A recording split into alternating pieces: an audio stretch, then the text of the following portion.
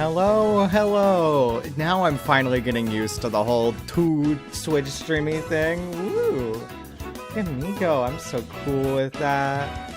Yeah, okay. So, clap. Today we're going over one of our amazing classic presentations. Woohoo! What am I? Okay. So yes. Today, I am going to speak to you regarding making an actually good overpowered character. Alright. Look at me specifically. Do I look like an avid anime watcher to you? Because I totally am. And I am tired. I am sick and tired of all of those different, like, generic isekai things where the guy gets a, big ol' overpower harem or whatever, and he's like, I don't know, I killed everybody with my level 9999 overpowered gacha. It's annoying, okay? It's annoying. They don't make for good stories. So, I am here regarding making an actually decent overpowered MC, because I gotta get this out somewhere, okay? Right, so yeah.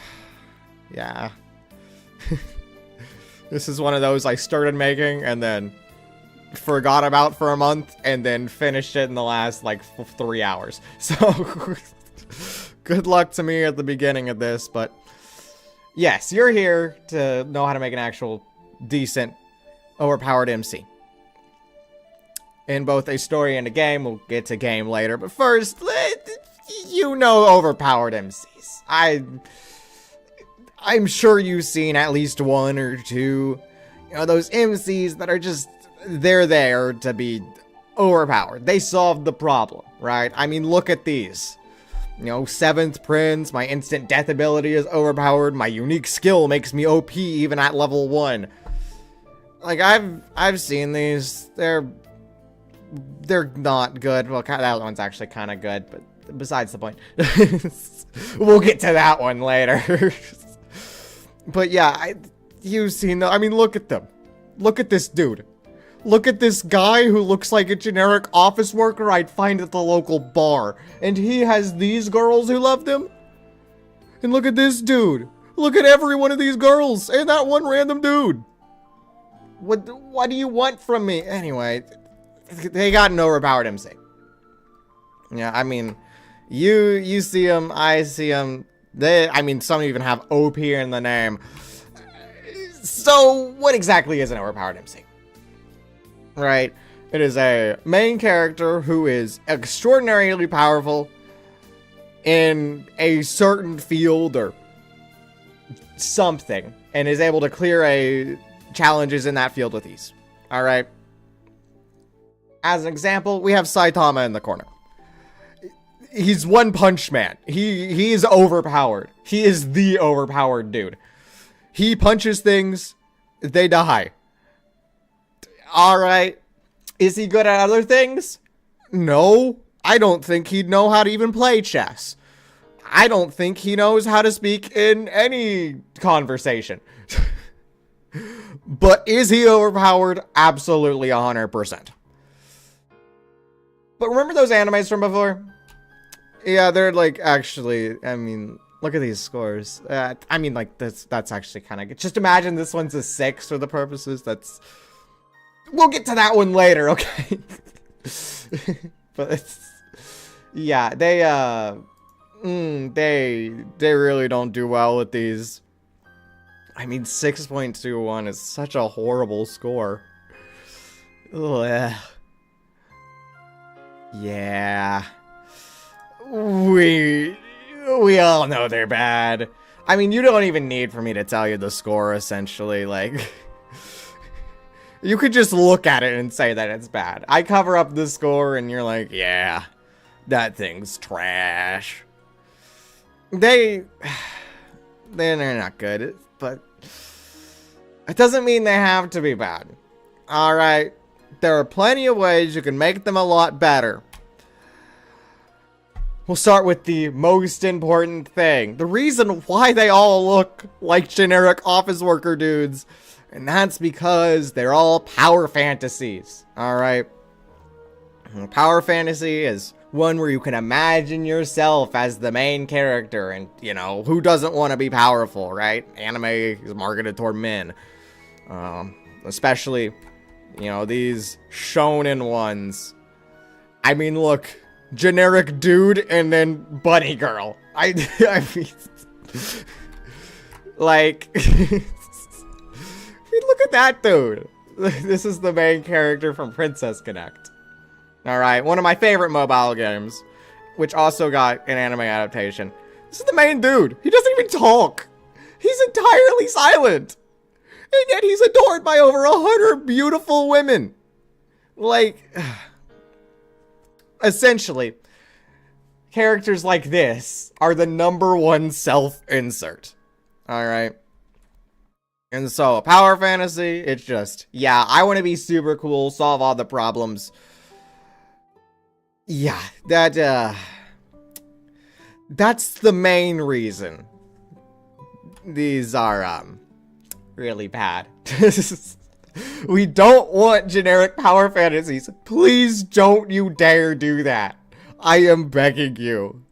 Do not generic power fantasy. Well.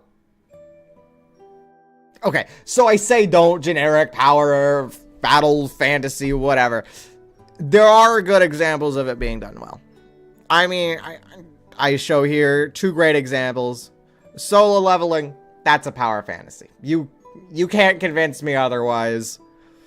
I mean, look, it's even got the generic black-haired dude who goes from, like, 0 to 100 in, like, a week or 2. Like, you know, and that performed extraordinarily well. We can even pop in ReZero there.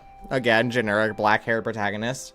I mean, a little less generic than some other ones, but still kind of follows that line, especially related to some other ones. I mean, this is just black-haired dude in a tracksuit.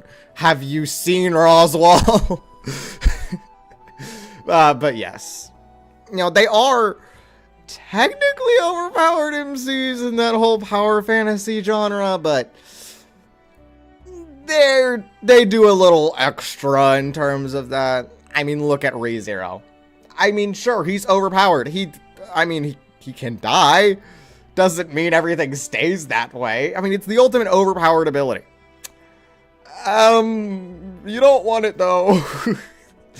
But yes, they go outside more of the power fantasy genre and into something else. So, don't power fantasy, please. We'll rein it in. I'm still not sure if that's actually the proper rein for this context. And if it's not, please don't sue me. Anyway, how do I make a good overpowered MC without falling into generic power fantasy? Because, well, it's just generic MC at that point. What do you do here? Right? Here's the problem. Alright. Problem with an overpowered MC is that they solve every problem with ease. There aren't any stakes because you know who's going to win. Alright. I mean, we'll go back to some of those animes that we've seen before. How many of these animes does a main or even nice character die in? Have you guessed already? The answer is none.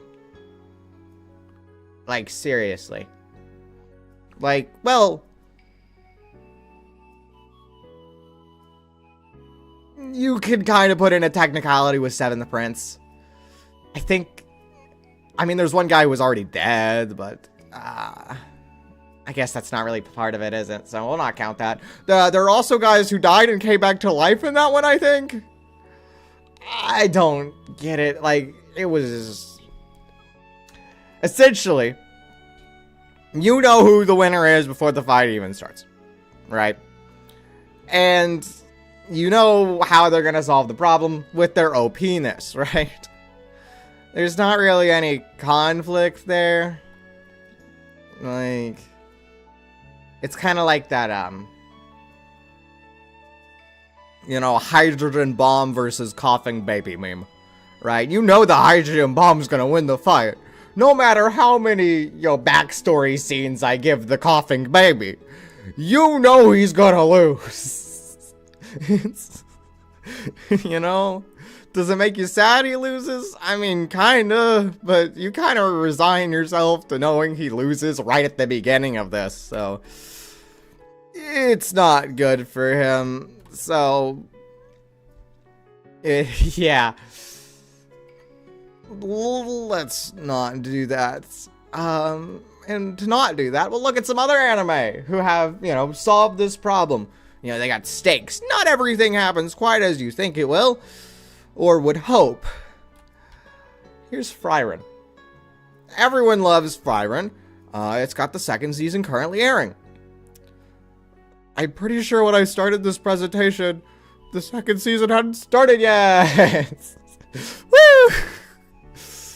So lovely me. So, Frieren does have many ways to create interesting story with an overpowered MC. I mean, it's like #1 amazingness anime, whatever. Hi Z, welcome in, welcome in. But yeah, Frieren, ultimate overpowered mage, whatever. Yeah, that's her. That's her. So let's go over these. Yes, Frieren, smart girl she is. She also has 2 disciples. Fern, the scary one, and Stark, the one who I absolutely love and adore. And these guys, well, they're not the most overpowered people. Right? So, Frieren, as, you know, the teacher, sensei, whatever anime term you want to use, she can't do everything for these two or else they won't learn. You know? You don't want them to be pampered or anything. So, here's our point #1. Frieren must put these two in danger for them to learn. If they're not in danger, they're not gonna learn anything. It's, you know, it's not. It's not gonna work out. This GIF here is, I forget which scene that's called with those demons. But yes, you know, Fern and Stark are fighting 2 upper level demons while Frieren's over there doing the guillotine stuff, right? And so these 2 are in definite danger. It is quite scary for them. I'm pretty sure Stark almost dies there. But by goodness did he learn! Woo! But yes. It is also very good to learn by example. Stark #1, I very agree. He's so cool. I've cosplayed him. He's great. But yes. Things are best learned with an example. I used how evil demons are there. I'm sure there's other examples, but I've kind of forgotten which ones I had in mind when I was originally making this part of the presentation. So, woo! Yay me! And wait, this is this is current time presentation. Okay. Yes. So this is where it stopped when I did it months ago. And then this is where I started in the last like few hours. So the rest of the presentation is up to date. Woo! Fun fact, me and her brother love Stark so much he dyed his hair. Ooh! Applause, applause. That's great. Yeah, Stark's great. Great hair. I mean, look at the boy. Look at the boy. He's so great. He's a great little boyo.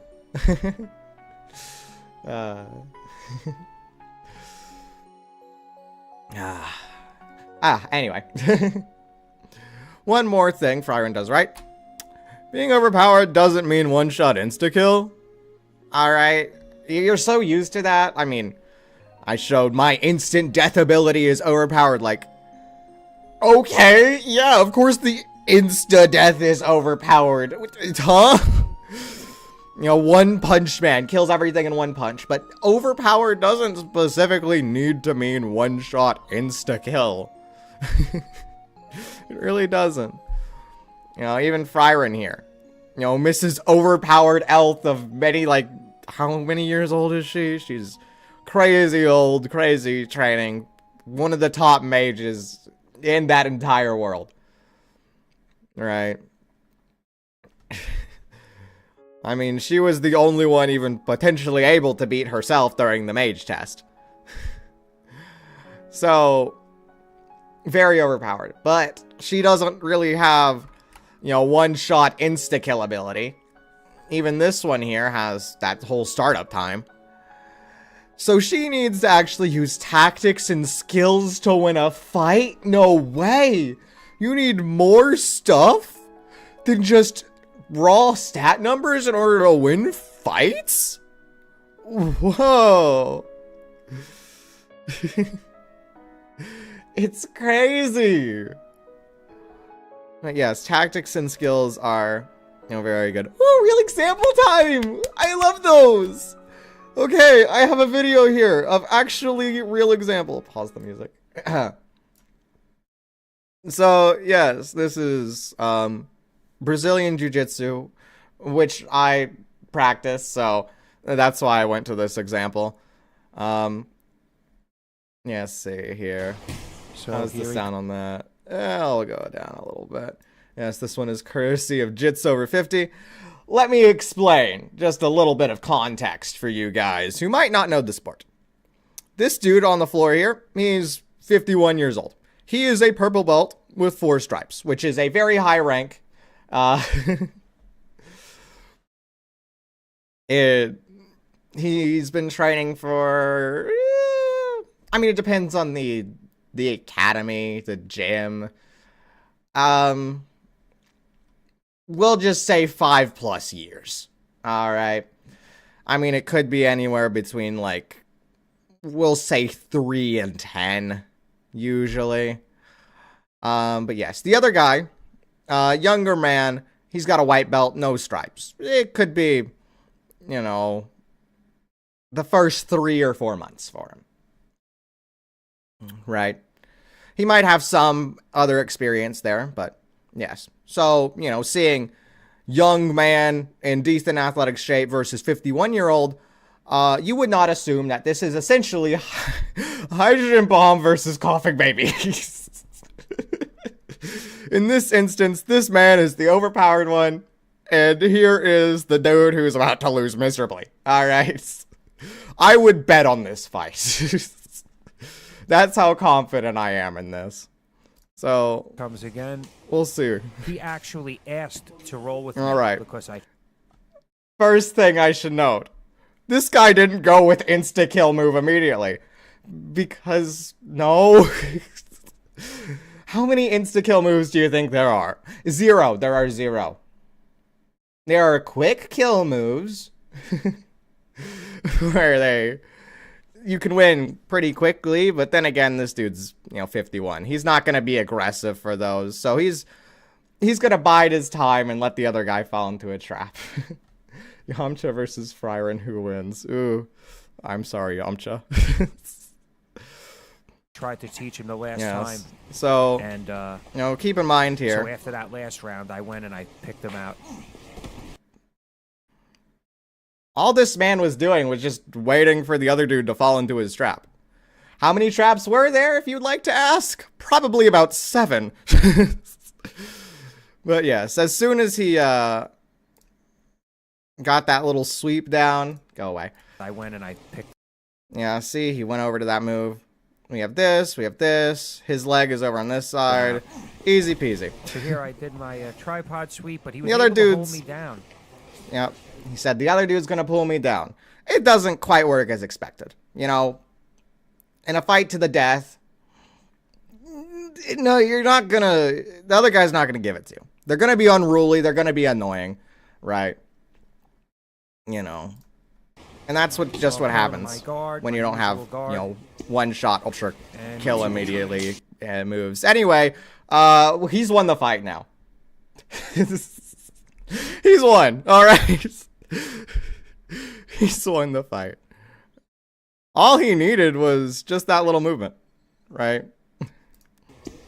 He knows what moves he's able to get, so he just needs to get himself in the right position to use his moves. No, go away. Shoo. Did the thing. So here he comes. Yes. So I'll let you just watch the win. And he's won.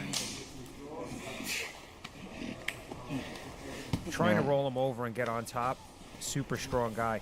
So here I was trying to finish the triangle. He starts bench pressing me off him. He's still in a very good position being on top. And switch my hips to just beat anything he's doing with his arms. And then I put my knee right on his belly. But again, even now, I'm not crushing him. I'm not punishing him. I'm containing. He's saying he's not going to be mean to him, right? You know, in this, you know, analogy, right? If you're, you know, a boxer, essentially the guy on top here, the purple belt, is just beating the other dude senseless in the corner. And the guy has no way to fight back. And oh, wait, it's actually over. We don't see it there, but he has a submission. And I Americana'd him there. Yeah. And I got it pretty quick, because if he knew it was coming, he would muscle out of it. So I did it on the sneak there. Yeah. He had to do it sneakily with tactics and stuff. Even though in this position, he is the definite overpowered one. Yes. So not every overpowered thing is just gonna be, you know, one punch KO. Let's go over our points so far. Yay. Okay, please don't you dare power fantasy, alright? I am begging you, do not, just don't power fantasy, okay? You can also revolve your story around other characters who might not quite be OP, right? It's, that's a very popular thing. And being OP doesn't mean everything dies in one hit. It just means your league's above any competition. You know, we've seen that in actual sports sometimes. Doesn't mean stuff. Wait, then what about Saitama, you ask? Well, speaking of One Punch, here's the One Punch Man section. Yes. So, yeah, One Punch Man is probably one of the most known overpowered animes. I mean, he's a dude who kills everything in one punch, right? And it's had its fair share of, you know, controversy and whatever, but that's beside the point. It's popular, everyone likes it, it's great. So, you might be surprised, or might not be surprised, depends on who you are, that some of his OP nature goes against what we just covered. Alright? Like, not everything has to die in one punch. Well, he kind of, you know, is one punchy. You know, like... So let's go over our great, amazing 2 reasons. Forgot I put that GIF there. Let's go over 2 reasons why One Punch Man still works here. Alright. And the first thing is that Saitama is the win condition. Alright. When Saitama enters the fight, you have won the fight. Of course, the issue is that Saitama has to enter the fight. I'm going to speak on this a little more because I forgot to put it later with the gaming section. So there is actually a One Punch Man fighting game in which Saitama is actually the win condition. you have to, wait long enough for Saitama to show up. There's literally a Saitama timer that will appear. And then once you get Saitama, you just win. Alright? He's not a normal playable character. He is just the win condition. If both players get Saitama at the same time, then you Saitama fight, right? But he is seriously just the win condition in that game. So if you are to make a, overpowered character in a game, you can make it so they don't show up constantly. You can kind of wait out the clock for a little bit. It's not something I'd recommend, given that was also probably one of the reasons for that fighting game's downfall, but it is potential, and maybe you can figure something out with that. Then she solos Saitama? No. So, One Punch Man covers a lot of other heroes, too. There's that whole hero organization. You could name so many, like Genos, Bang, Child Emperor, Mugen Rider, Metal Bat. I'm bad at naming them. But look, 5 is okay, right? I'll just move myself down so you can read the text. But yes, the creator does know Saitama is overpowered, so he's acting as the win condition. Therefore, the creator gets in a lot of other side characters. And they kind of take his place and the whole storytelling thing as well. They'll have their own backstories. They'll lose their own fights. They'll be a Garo or whatever. They'll do their own stuff aside from One Punch Man, who kills everybody. Right? I did check here. In the entirety of Season 2, Saitama throws 9 whole punches. That's not even 1 punch per episode. Alright. 4 of them, only 4, are in order to actually win a sort of fight. Alright, I think 2 are against Fubuki. One was saving a person in a flashback, and the other was defeating the main enemy of the season. So that's your 4 listed right there. He barely ever gets actual punch use. Alright? Which is actually pretty crazy for a series called One Punch Man. They are like sacred punches. And that makes his, whole overpoweredness a sort of luxury, we'll go with. It's a whole luxury that you have to, wait in order to see his punch. His super cool, awesome punch. You don't just see it every episode, so it's not as, special. Anyway, the other 5 punches, however, that were in this season are for the purpose of comedy. Do you forget that? I think people forget that One Punch Man is supposed to be a comedic show with action elements. Especially because a lot of this new 3rd season was just action and the lack of animation in that action. But it is supposed to be comedic. Which is makes it funny how Saitama threw more punches for comedy than for actual action. Which is, it's very funny. But yes.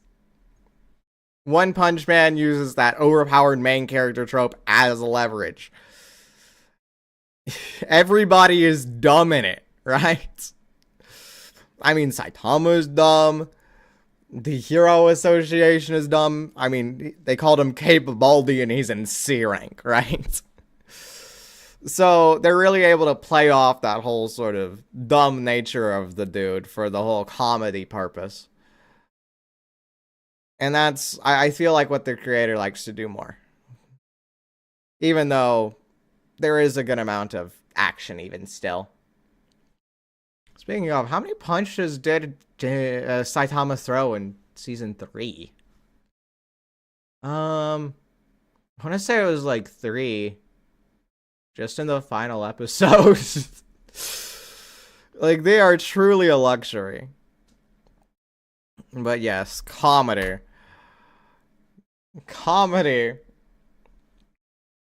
can kind of like overshadow that sort of bad action-y thing, right? Because you watch it for the comedy and not for the action, right? So, I mean, I have it listed here that, you know, overpowered main character is fine as long as it isn't the main point, but do keep in mind that some exceptions apply, because that doesn't really explain the whole 9 yards of it.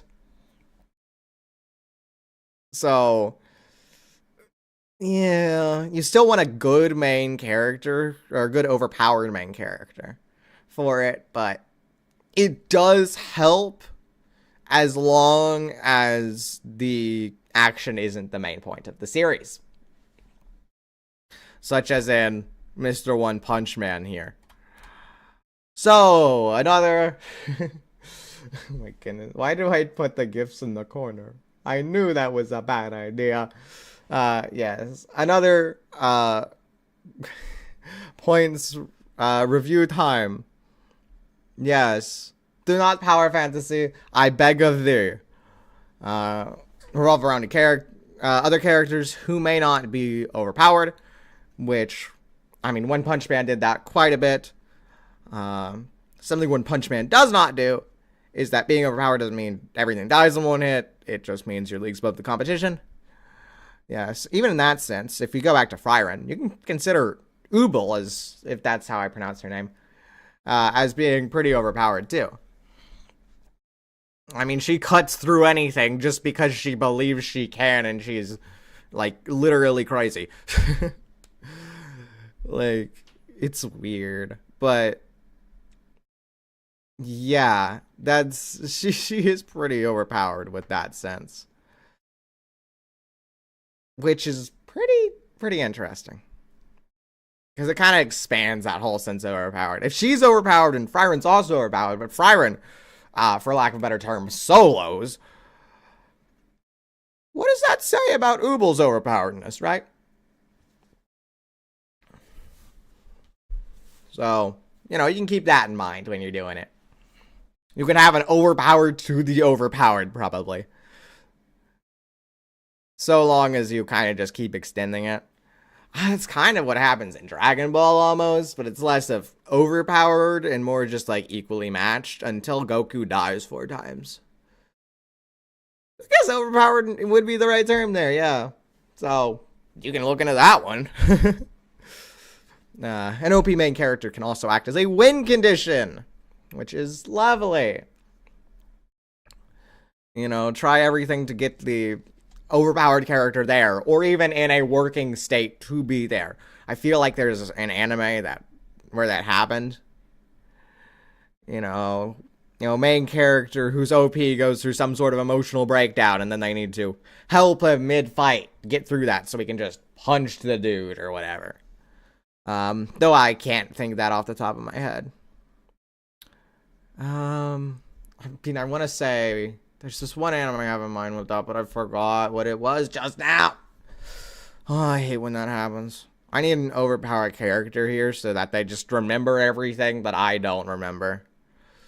Yeah, using the OP factor can act as comedic leverage. It works well. It is a very overused trope, which makes it prime and relevant for parodies. Love that sort of thing. I just realized I was talking forever without actually turning back on the background music. I am into this. Alright. Yes. Great points here. Great points. So, I've listed the points. How do you make it happen, right? I can tell you, hey, do this, but that doesn't mean you do that, right?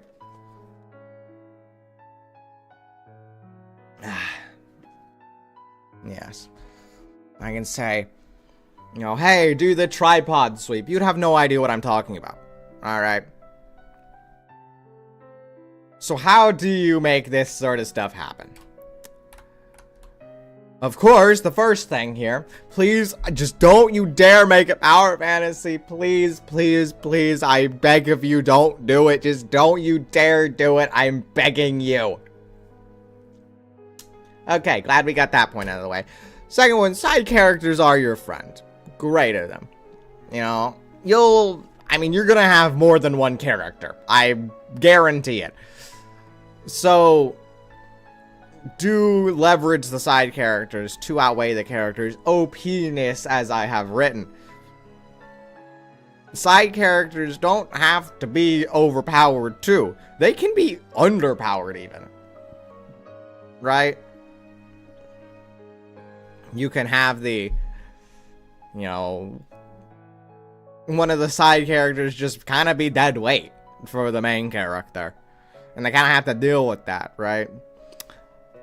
Here's a great example. Lycoreko, or Lycorus Recoil, or the one with the girls who killed people and actually don't. They don't kill people. I don't remember. I say I don't remember. She doesn't. She did, but now doesn't. That aside, Kurumi, or the Chipmunk Girl. The Chipmunk Girl is, yeah. I forget what her thing is. It's been a long time since I watched it. But she is literally dead weight. She has zero fighting capability. And that created the whole plot point of how do you prevent everyone from killing her, right? So, lovely.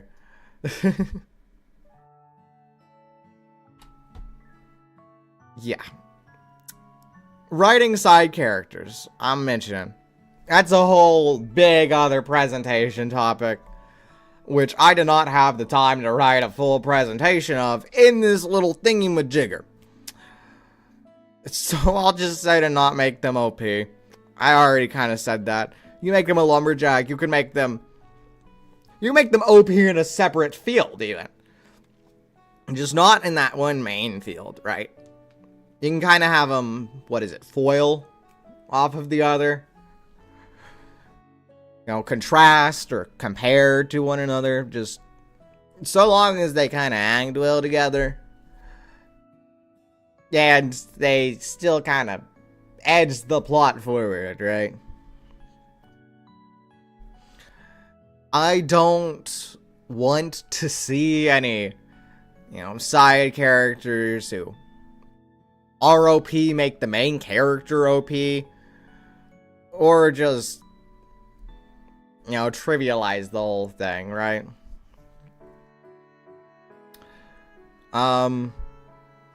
Though, as an aside to that, there is one well-done, side character I am thinking of, who is incredibly OP, and that is Satoru Gojo, from Jujutsu Kaisen fame.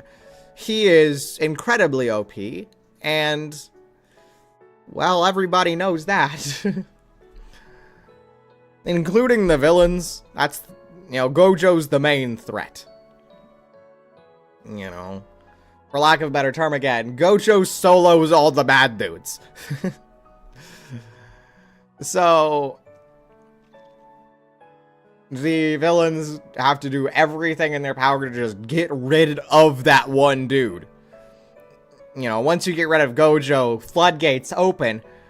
And I mention to OP-ness regards that character's field. Alright, One Punch Man, great at punching things. Can he hold a conversation? Absolutely not. He is horrendous at that. So you can have it be a flaw in another way, right? Or you can just have them not be infinitely overpowered, right? You can have both sides be overpowered. I'm remembering that anti-Gojo barrier, which prevents the overpowered dude from doing overpowered stuff. that whole sort of thing. Is that overpowered? Yeah. I mean, it prevents the main dude from entering your facility or your area of combat.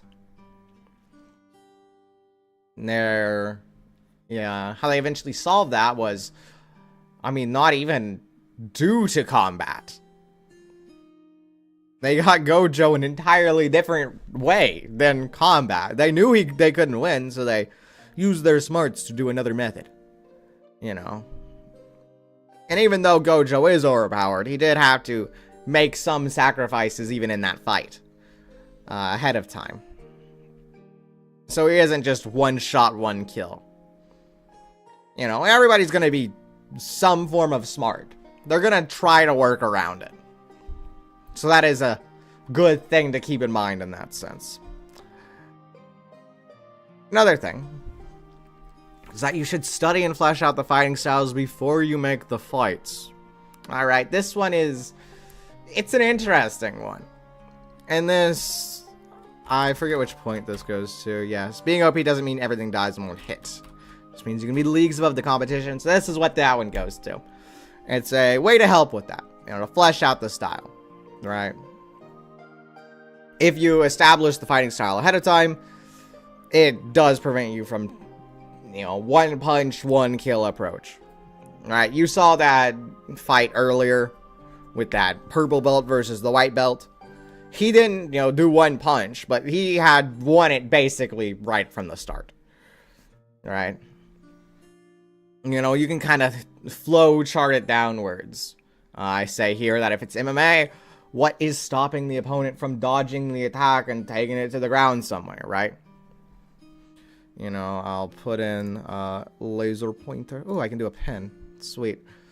So, yes, I can, you know, have one guy here. This dude's OP, right? And he can punch, right? But the other dude, he can know that he's going to punch ahead of time. He's going to go for the ground, go for the legs, right? You know, and once they did the legs, we have OP dude. Well, now he's on the ground. You know, as the guy is, you know, on top, punching his lights out. You can see by my great, amazing drawing. That's exactly what this is. Yeah, you know, he's punching his lights out. I mean, you could just go, well, the guy in the bottom's super strong. He just throws the other dude off. That's not realistic or any, you know, fun form. Like, okay. Study and establish your fighting first. You know, that won't happen in an actual fight. You gotta study and know it first. Establish it fully. Oh man, I totally forgot about laser pointer. I love laser pointer. But yeah. You know, you can see this dude from King and Ashura.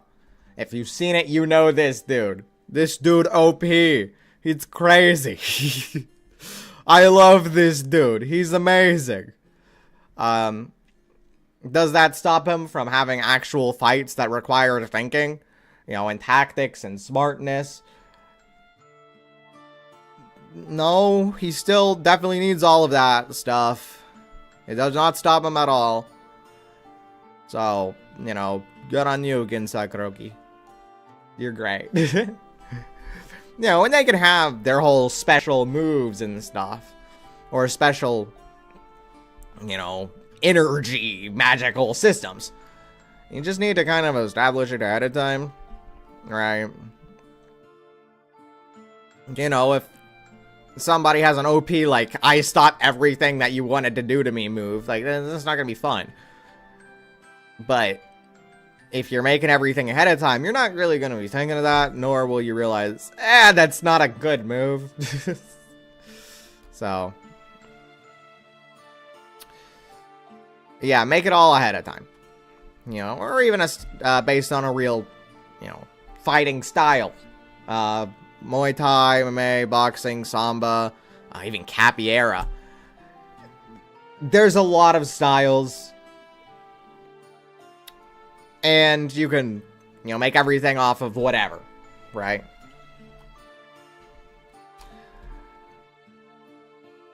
So, this one is for the main character's win condition. Take flexibility in the main character. I mean, that's pretty simple, right? I did also mention before, he doesn't always have to be in the winning condition state, alright? Maybe your main character needs to eat 30 king-size chocolate bars in order to, you know, use his win condition, right? And then, haha, suddenly enemy appears and the guy hasn't eaten any chocolate.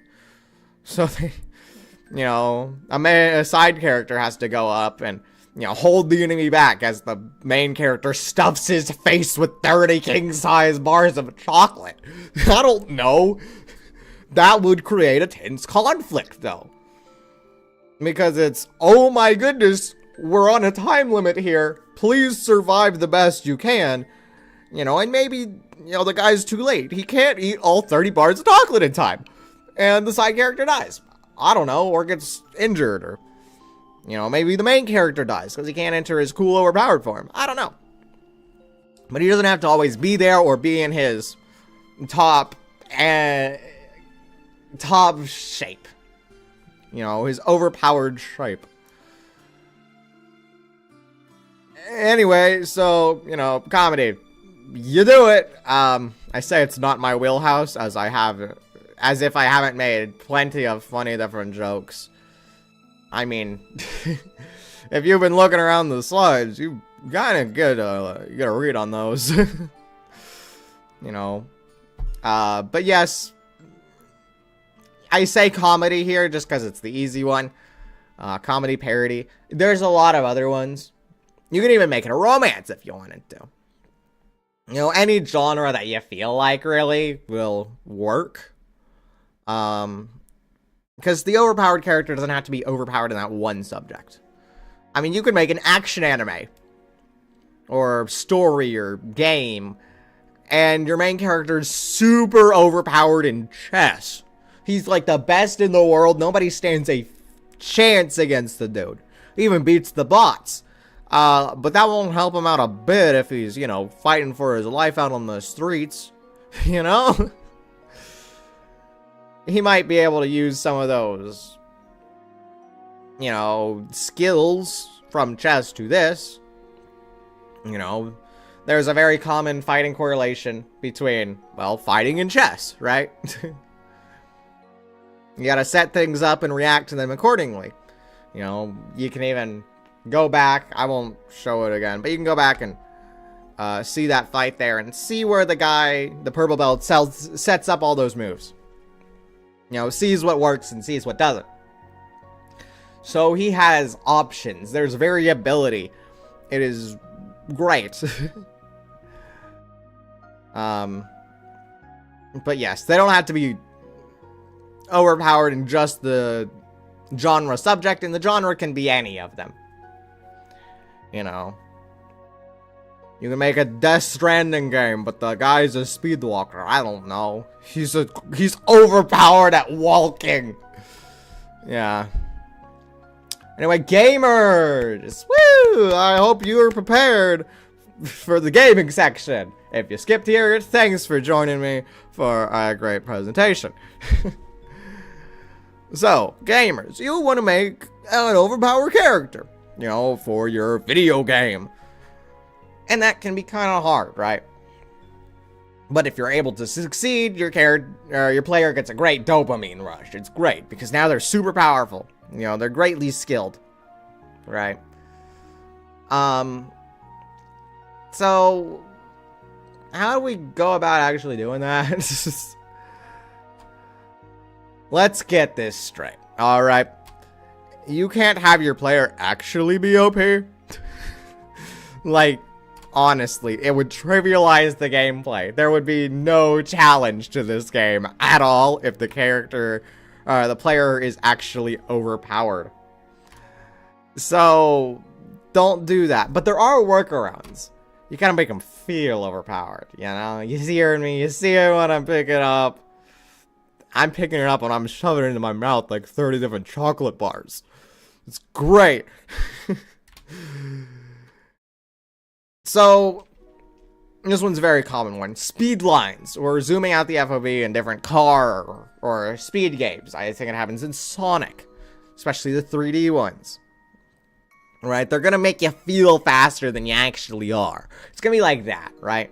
You're gonna make your character feel more overpowered than they actually are. You know. We can see this GIF in the corner. How fast do you think that guy's moving? Because it looks like it's pretty fast.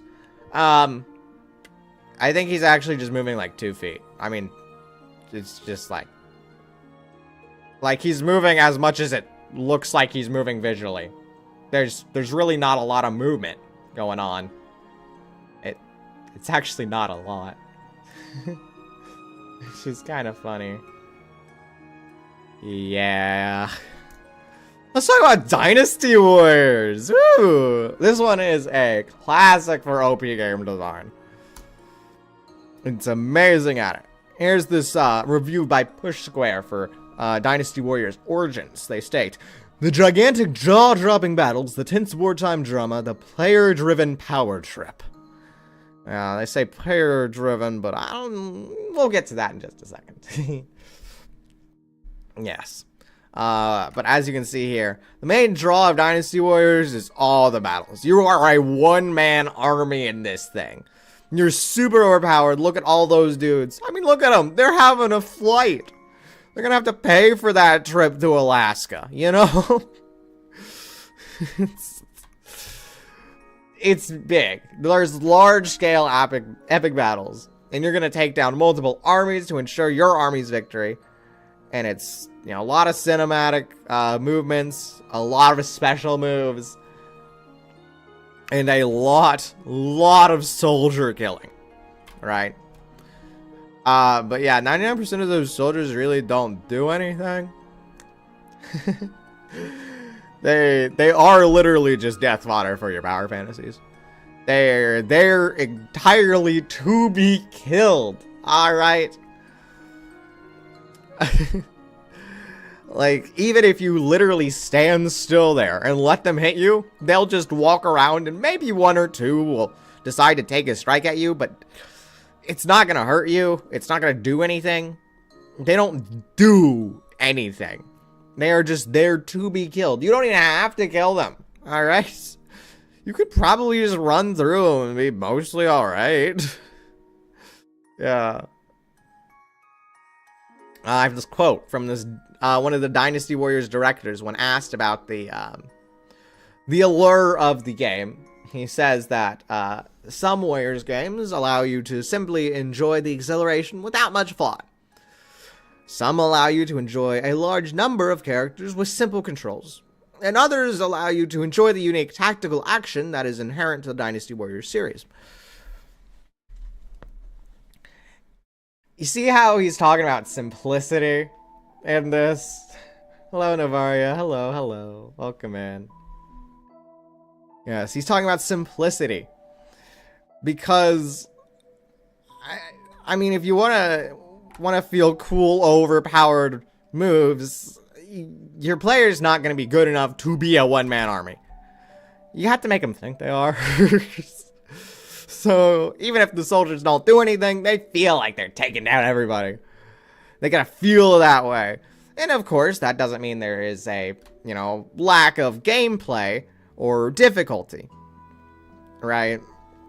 There are tactical decisions, what bases to take, you know, where to go, where to spend your time. There are hard opponents and different bosses. But, you know, the whole soldier fodder thing really gives the player the sense of, I'm incredibly, amazingly overpowered, greatly super cool and whatnot. You know? How's your day been? It's been going pretty good. Pretty good so far. Even though half of it's basically been making this presentation. Yes, I do think that this game wouldn't really matter a lot if they didn't have the random soldier fodder. Like, you're just running from place to place doing nothing, right? You're not doing much of anything during that time, so it kind of gives you something to do that makes you feel overpowered.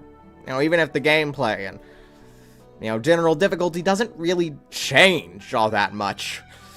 So, you know, it's it's not that good if they remove it, but great that they have it. It kind of goes to that general feel sense. Oh no, there's a quick narrative point in my gaming thing. Dynasty Warriors spams 200 soldiers in every corner. Yeah. Oh, it's great. It's a great acceleration. I love it. Yeah.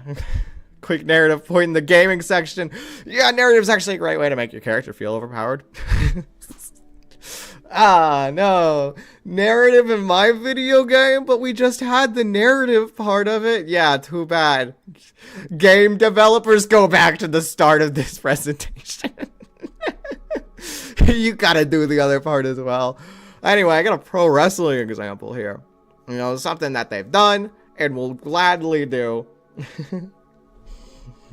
They'll just have a random dude come in and beat the champion. You know, he's all like, grr, I'm gonna beat you. And then he actually does beat you. And it's, you know, like, wow. What should I call you, Niro? Niro. Is that too simplistic? It's the preferred one. Yeah. You're gonna, you know, the dude beats the champion. You're gonna be like, wow, he must actually be pretty powerful. And so that way, when you have an underdog fighter who's like actually pretty nice, you know, puppy saver. He adopts, you know, 400 puppies. I don't know. He's like, wow, I love puppy saver who adopts 400 puppies. I really hope he wins against puppy destroyer who puts 400 puppies in the pound. You know, you really want the cool, amazing underdog dude to beat this new mean champion. You know, and so when he mops the floor with them, now this cool new guy is super OP, right? You thought the new champion was OP, but now it's, you know, the mean champion. And now it's the cool underdog fighter who saves all the puppies. Right? But of course, I mentioned that the best part of it all is that it's pro wrestling, so nobody actually knows how to fight. It's just fully scripted. If you would give me just a second, I want to pull up those WWE numbers. Watch numbers. Or viewer numbers. Let's see.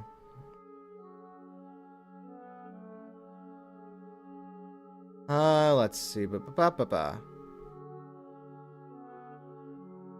I need viewer numbers. Because I know it's like huge. The viewership numbers. Yeah, it's 1.6 million viewers a quarter, which is, I mean, clearly whatever they're doing works. You're doing it works. So, y'all, narrative, alright? Having a side of view to making a new villain character's OP. Oh. Do tell. You tell. What else? Oh yeah, quick narrative time's over. Alright.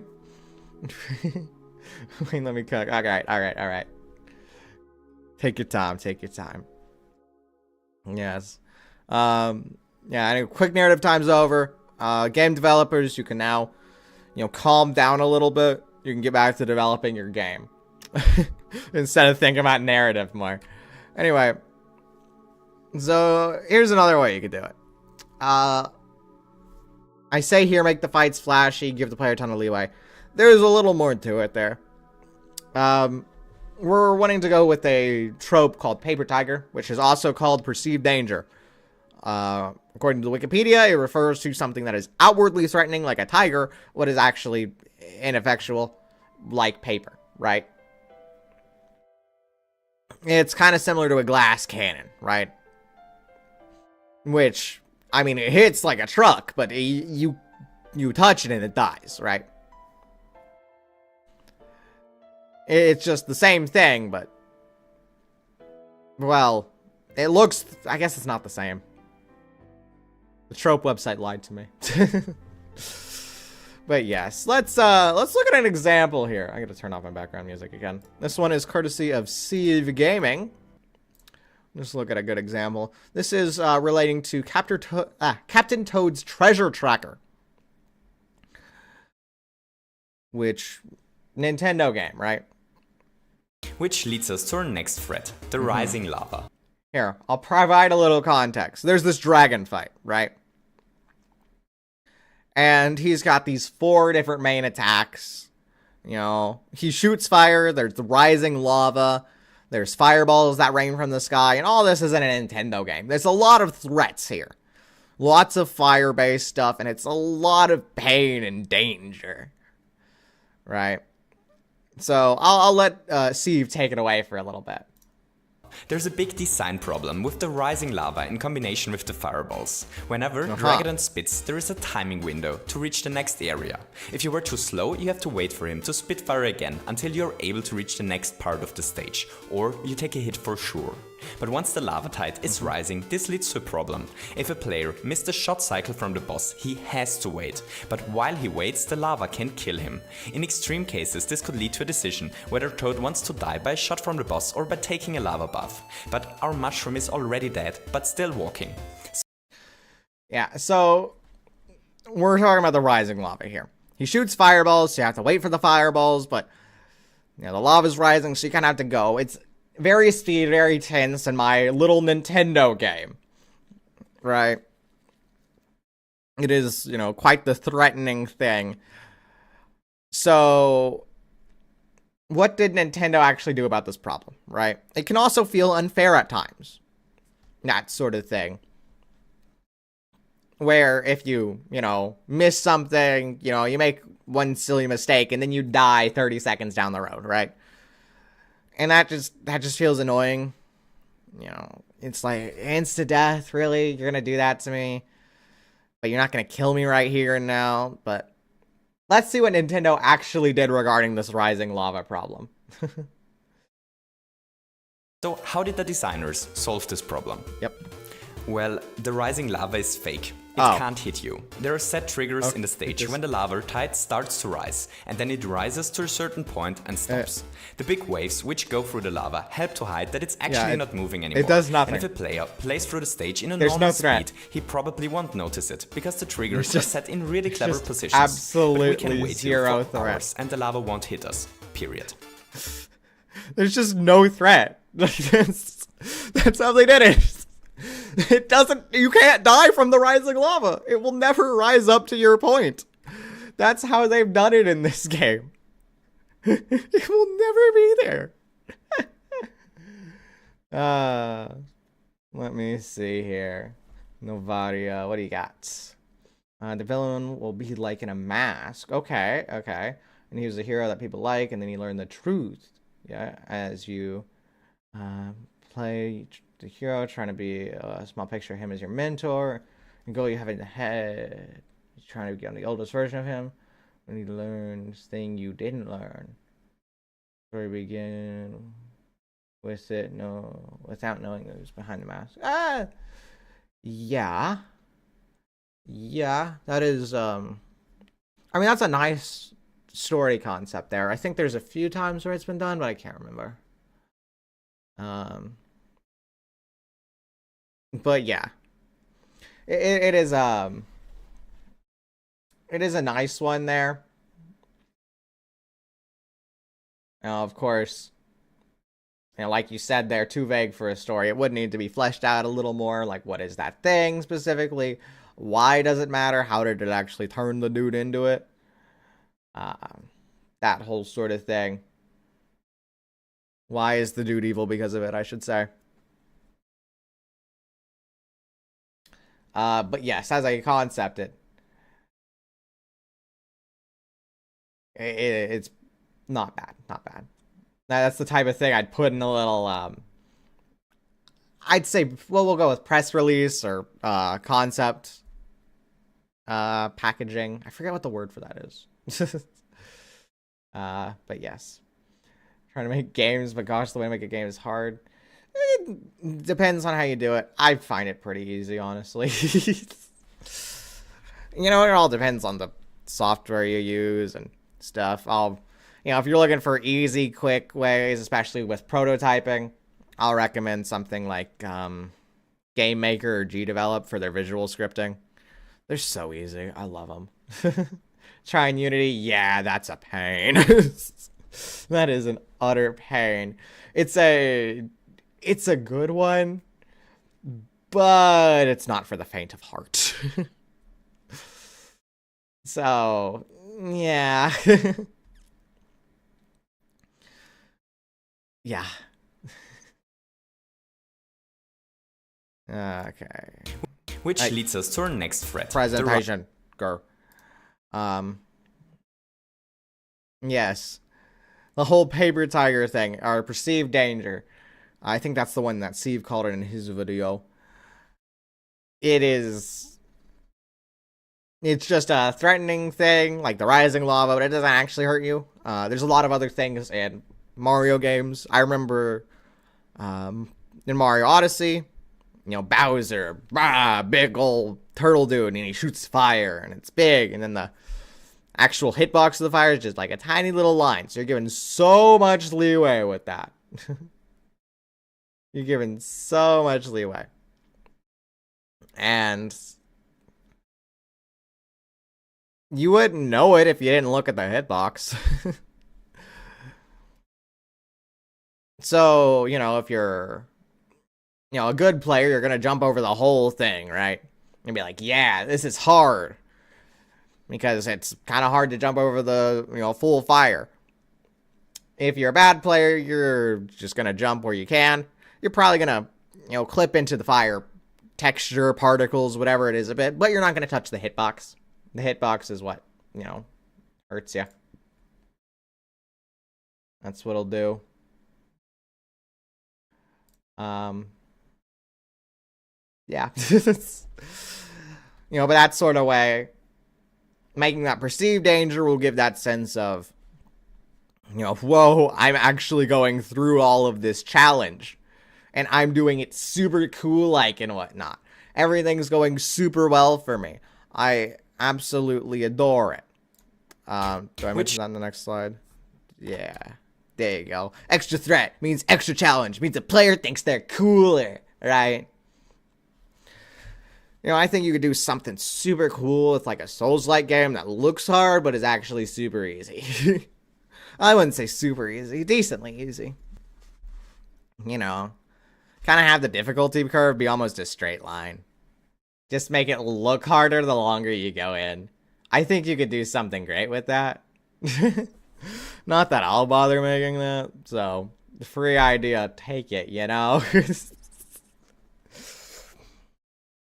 But yes. Extra threat means extra challenge. Means player thinks they're cooler. Whether there is extra challenge or not.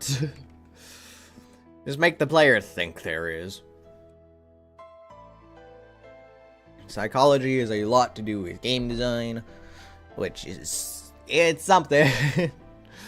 Whether I like it or not, Bleh. What do we have? Oh, that's the end. Take it away, future Niro. Thanks, past Niro. I appreciate it. Okay, so for those who are not aware, I do not like looking at external resources when making my presentations. It is all on me. It is a whole me thing. I come up with everything here, every single one of my points. I go directly to my resources. Which leads us to our I next knew thread. about this C video for years, So, yeah. And that way, it allows me to go to the great after the presentation segment, where we go and look at other, we'll go with posts regarding this. And I've prepared a few ahead of time that I have not read. And that way we together can go and look at other people's opinions and see what they have. An idea, right? It could be the same as us. It could be different. I just grab whatever I can find. So here we have one from Frog-kun. Called How to Make Overpowered Protagonists Fun. Back from 2017. Yep. So he says, lately I've been thinking of doing, already it's a word or a term I have no idea. It's probably some light novel term. I don't know it. There's a lot of fan fiction stuff. Oh, by the way, if you do have any questions, please throw them out in the chat. Now would be the perfect time for me to answer them. But yes. I remember that this is a stupid idea when I already wrote half the word count. Okay. Great. Blah, blah, blah. Sister lives a fantasy. Where are we going with this one? In the latter half of the series, major characters and plot points get introduced out of nowhere, powers and abilities get made up on the spot. Ugh. And half the word count is spent on characters explaining how the nonsensical setup of the story is supposed to work. But I still like the series mostly because it's the most fun I've had with an overpowered MC concept in a while. Okay, Mr. Frog-kun, where are you going with this idea? Overpowered characters are difficult to take seriously even at the best of times. If left to their own devices, they can kill the tension of a story. Yes, this is the main problem that I have mentioned in my presentation. There are some ways that writers get around this, like introducing challenges that match the protagonist's strength. You're gonna mention, yeah, Goku, Dragon Ball, he's gonna die 4 times. Dies multiple times in the story. I mentioned that! Wow, I'm so cool. Yeah. The narrative does keep upping the scale and shifting goalposts. Now, once he's the strongest in his universe, they introduced like 14 other universes, right? And then they all fight to the death. Then you have a universe battle royale. They'll just keep upping it. Changing the goalpost. Yeah. That's how they do it. Powering up the opposition, a fine storytelling tactic, but at the same time it defeats the purpose of having an overpowered character. After all, an NC can only be considered overpowered if he is that much stronger than anyone else in the story. It's a matter of scale. Yeah. It doesn't have to be everybody else in the story, I don't think. I mean, as I said in my presentation, it doesn't have to be everybody. It just has to be leagues above the rest of them, right? And I see you're already going to talk about One Punch Man. It's like, you know, a record. How long does it take for somebody to talk about One Punch Man when regarding overpowered stories or anime or whatever? Sometimes a writer can make the overpowered character's teacher figure. Yep, I wrote that down too. That way the audience can still bask in the awesomeness of the OP character while rooting for the students as the underdog. Though One Punch Man is a very interesting thing to show for that. Story for that one. Because Saitama is honestly a really bad teacher. He doesn't really do any teaching, nor does he even tell Genos, in this case, how he got overpowered. How did he do so good in his overpoweredness? So it doesn't quite work as a teacher figure as opposed to something like Frieren, where she has to actually teach them how to do stuff. Yeah, a lot of viewers end up cheering for Genos and hopefully see him pass Saitama. They cheer for him, sure. I don't think anybody passes Saitama until we figure out the whole mystery of how this taped Baldy is so powerful. Right? Even though everybody knows that Saitama will never lose. Yeah. Yeah. I mean, that kind of is different from the tension that he said there. I mean, you root for him even though you know that the tension is dead, but why talk about the tension if you're not going to care about it? You know, kind of sort of thing. Logical fallacy. But yes, we do know that Saitama's never gonna lose. He's the One Punch Man. He's not doing it. In the end, though, making the overpowered MC A character takes the focus off the power fantasy in favor of the conventional coming-of-age narrative. Doesn't have to be coming of age. It can be. But yes. He is more going over power fantasy, isn't he? Which I explicitly said, please do not power fantasy. Alright? Don't. Please, just don't. I beg of thee. It also doesn't count that the MC has so much emotional baggage that it seriously affects his performance in battle. How? He can still be overpowered without, or while having something that affects his performance, we'll go with. Emotional baggage is, actually, that's a decent example there. I've heard this one saying there regarding the UFC, where the only difference in the top 10 fighters is mental. They're on as, like, they could beat basically anybody else in the top 10 so long as they're in the right mental state. Right? So, I wouldn't say that this is bad. I mean, it's bad in a power fantasy, sure. But in general, it's not really that. Yeah. It can't be a cheat character unless his victories are effortless. Sure, yeah. And for some stories, at least reveling and lopsided victory is exactly the point. It's nothing more, nothing less. Yeah, and then you get a power fantasy. And then you just get generic isekai character, you know? I mean, you could make it like luxury. Like One Punch Man who only punches 4 times seriously in a season. You know? Except the first season, where you fought Boros, and who knows how many punches were in that one, right? Yeah. Saying keeping this blog post manageable, I'm just going to talk about how the trope is managed in light novels and web novels here. Please, go ahead. Can't say that I'm normally a fan of it. Yeah. Yeah, I agree.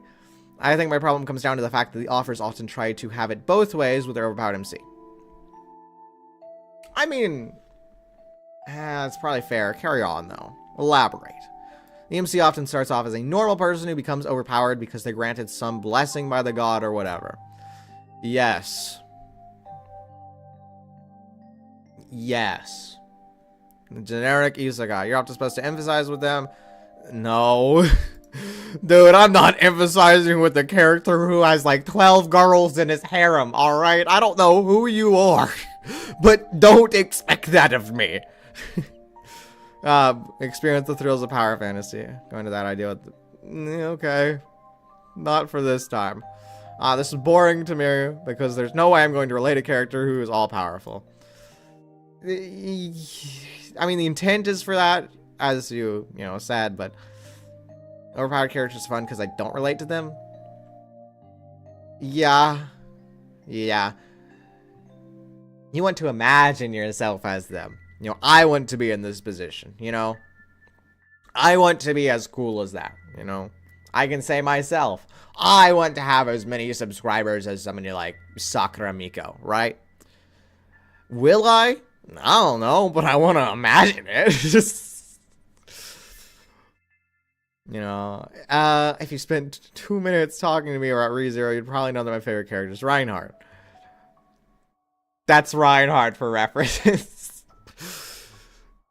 Grossly overpowered white knight guy whose abilities include not limited to walking on water, resistant to all elements, and immunity from the first strike in any battle. I mean, that's not even his most overpowered ability. He can separate salt from sugar. Grain by grain. Like, they are that overpowered with the dude. You know? They're that overpowered. It is crazy. They literally just did it. Whenever Tape Nagatsuki, the writer of ReZero, answers questions about Reinhardt's power, just makes Reinhardt seem like a parody of a human. You're not supposed to relate to Reinhardt. He's just a supporting character. He doesn't even do that much in the story. I don't know why he doesn't. He could totally solve every single problem ever. But, yeah. Pretty much none of his OP hack skills are relevant to the plot. They're just part of his quirks and personality. You best believe he'll be able to separate, you know, the salt out of his soup Like, I don't know. Is that not relevant to the plot? I haven't watched the 3rd season yet. Sue me. In a similar way, you're not supposed to relate to the MC of My Big Sister Lives in a Fantasy World. I've never heard of that one. A normal boy in a high school, and although he plays the straight man to his sister's antics, it quickly becomes clear that he's anything but normal himself. He's overpowered, but he and actually may beat up Reinhardt in a fight. Who is this dude? The most amusing thing about My Sister Lives in a Fantasy World is how it spends so much time building up these absurdly powerful enemies only for Yuichi to one-shot it. This is the comedy aspect. We've parodied it. You know? Reinhardt seems like a parody of a human. The funny part is that it's a parody. It's all played seriously. The anti-climax is the joke. We're talking about comedy. The way you do it is through comedy. Don't even worry about making them overpowered action-y dudes. You know? Make it a different type of genre. Yeah. Tatsuya Poster Boy for overpowered light novel protagonist. Does the story take him way too seriously? He's a bod? I mean, he is the overpowered light novel protagonist. There's never really any humor in the way he defeats his enemies unless you go meta. Oh no. He does. What am I doing here? Why did I decide this one? It is generally difficult for me to take a story seriously when it has truly overpowered MC with no competition. Yeah, so he decided, just a different genre, please, you know? If he's super good at, you know, A, then... I mean, we already know what's gonna happen if he fights something in A, you know? Yeah, if Tatsuya is here and there's a big old enemy, he's like, ah, I gotta fight him. You know Tatsuya is gonna do it. You know he's gonna win. You know he's gonna win. Thanks. Oh, hey, like a Rekko. Look at you. He agrees. Anyway, we can look at the comments. Oh boy. What in the world? Like Gary Stu. He's extremely talented, handsome. He's, oh my goodness. He's uniquely tortured. What? What elevates him for me is that at the root of his character is an insecurity that inevitably poisons everything he does. Yeah. That's the chocolate thing. You know, they can be overpowered in A. You know, something, thing X, thing A, I don't know. But, you know, that doesn't affect everything. You know? It's a lot of mental game. Lyman is so loath to accept help that he will inevitably overextend himself. When his enemies use this trait of his against him, it will uniquely hurt the people he loves, yes. It becomes easy to reduce the guy to a quivering, suffering ball of goo. AKA Gojo Satoru. Satoru Gojo? Gojo of Jujutsu Kaisen fame. Yeah. There's a lot you can do aside from, you know, the guy one-shots everything instantly, you know?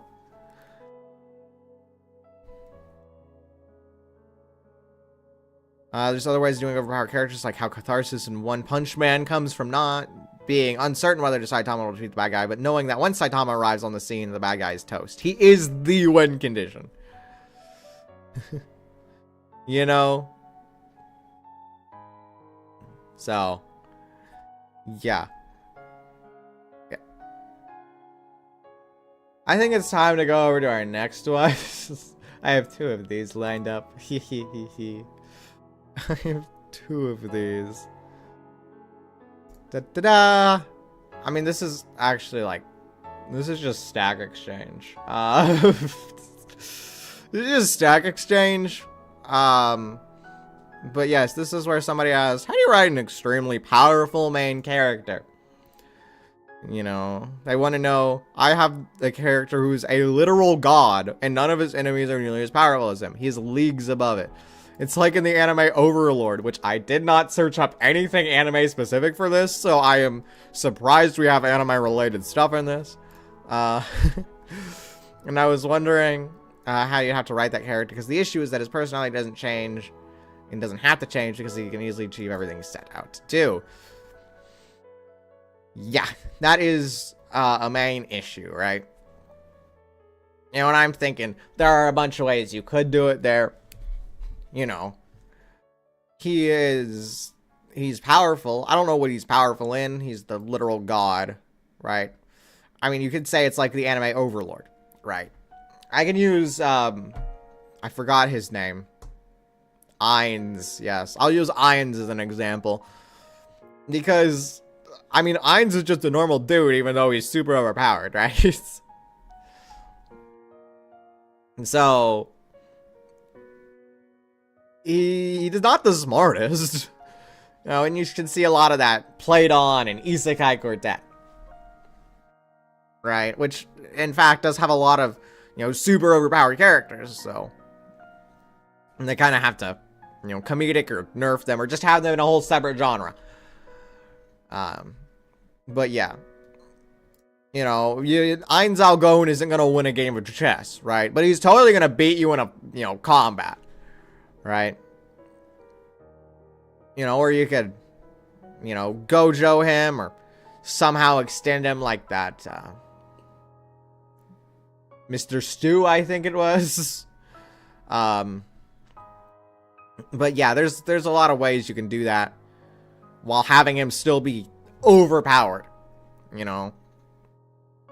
You know, if another dude, you know, he's not powerful, but he's still kind of up there. He's like, hey, buddy, I'm going to challenge you to a game of chess. If I win, I take your possessions. If you win, you take my possessions. And now it's actual conflict because our dude, our main character who's a god, doesn't happen to be good at chess, you know? And maybe he does lose. And maybe that does kind of extend that plot. You know, it works.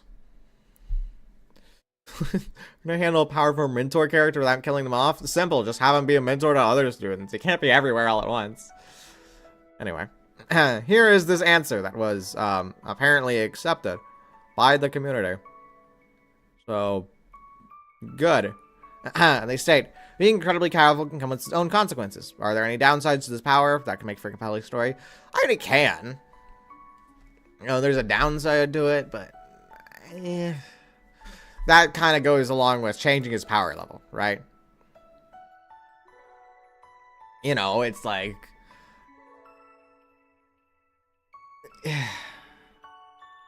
I mean, you could totally do that. That's kind of the 30 bars of chocolate. You know, guy one-shots everything, but he's got to eat 30 bars of chocolate at a time. He's probably got diabetes and definitely diarrhea.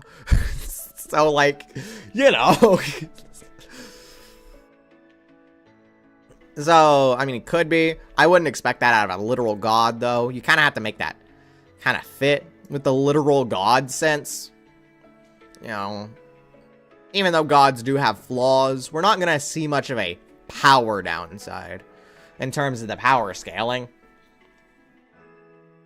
You know, you know, Hermes, for instance... I don't know if he's technically a god, but he's in the range. So we'll just go with him, right?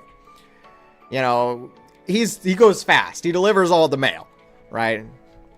He doesn't have a downside that's like, Hermes can only go super fast if his air fryer is currently running, you know? Like, he's got to check up on his air fryer every 20 minutes so that it doesn't end the timer. Like, that just wouldn't make sense for a god, you know? So another thing of having the overpowered MC is having their overpowered sense fit them in some way. You know. If my overpowered MC is super good at chess, but he's never played chess in his life or has anything related to that field because he's just been killing through stuff in the woods all day, it's not going to make sense for him to be good at chess. So, yay. I'll continue reading this before I rant more about how chess has the character's godlike abilities, but can only use them under a certain set of circumstances. Please don't be like the air fryer. For instance, they only get access to it a certain day. Why? Why would you do this? Sure, he's a god, but like, why? Why a certain day? It's like, ah, dude, I'm sorry, it's Sunday. I can't be good at chess today. What? I mean, it doesn't track for a god. Because I don't think godliness is specific to only a day. They don't get Sundays off at being a god. So I don't think they get the much of a god status if they, can't do stuff on a Sunday. Especially if they're like worshipped, right? Like you better not have some emergency on a Sunday or else the god's not gonna help you, and then God doesn't help you, then well, now you're not worshiping the god. He's not really God if you don't worship him, right? Or the blessing of an even more powerful godlike entity. Where was the thing? Like, none of his enemies are more powerful than him? Yeah. It doesn't really work that way. You can Dragon Ball Z power scale all you want, but no. Perhaps your hero is an angel or a demigod. No, he's a god. He said it. Like, we gotta work within the lines. We can't extend the lines and goalposts. To just go with the normal, like, oh, maybe it's this. No. No, there are ways to do it. You don't need to, go back to normal trope. They have godlike powers, but must convince their higher-ups. It is a life or death scenario. You gotta call up management every time you need to use your powers. That could actually be kind of funny for a parody or a social commentary, but not as a good overpowered character. They're not gonna be good overpowered, but have a different genre. Sure, go ahead. In order for there to be conflict, there needs to be a trade-off. There does not need to be a trade-off. I think you're going too far into the infinite power, right? They didn't specify any type of power, right? I mean, his punches can be, as powerful as they want them to be. They could destroy universes, his punches, if he wanted to. But if he doesn't have arms, then, well, what's it matter? So, all the enemy has to do is get rid of his arms. No, he can't punch anymore. I mean, power lets the MC stomp any enemies into the ground instantly. So there needs to be something stopping them from doing that. The enemy? Like, we got smarts here. We got smarts, tactics. Even coincidental circumstances that happen. Not everything is, even playing field or, oh, this guy's got infinite power. Of course he's gonna be the smartest dude ever, because that's not everything, It doesn't work if the guy's the best at everything unless you swap genres, And even then, if he's the best at everything, it still has to be, you can still make some sort of compelling fight. I mean, unless you have, one punch man kill everything, but then again, I take him to the ground and prevent the punches, I made a presentation about this. You're watching it. Yes. Maybe strong compared to humans, but still weak compared to other beings in this universe.